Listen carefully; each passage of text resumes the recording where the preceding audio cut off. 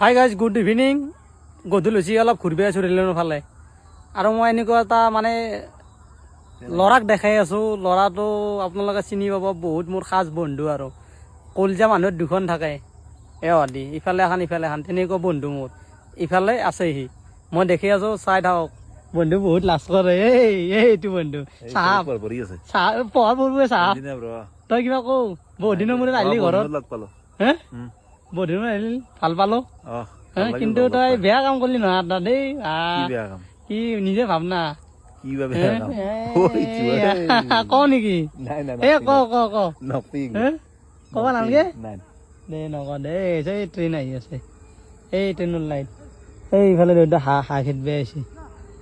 এই গাড়ী আছি, নাম নাম। এই হাঁহ ৰেলৰ ওপৰত উঠছি। এই গাইছ, আমাৰ ঘৰৰ কাষেদি গাড়ীও আহে, গাড়ী আছে। এই চাহ যো, চাহ তাহ খাই কিনে এতিয়া অলপ ঘূৰিব যাব লাগিব। ফটো এটা মাৰো কিন্তু বহুত দিন মূৰত লগ পালে ভাল লাগছে। 2 বছৰমান লাগে পোৱা নাছিলে তোক। হে এই গাইছ, কি ক'ম আৰু, আজি প্ৰায় 6-7 বছৰ একেলগে কাম কৰিছিলোঁ। পিছত বেলেগ কাম পালা, গুচি গ'ল। ভালে কাম পাইছে, তাতে বৰ্তমান চলি আছে। কিন্তু মই এক জেগাতে মৰি আছোঁ আৰু মই আৰু অলপ অলপ কৰি আছোঁ।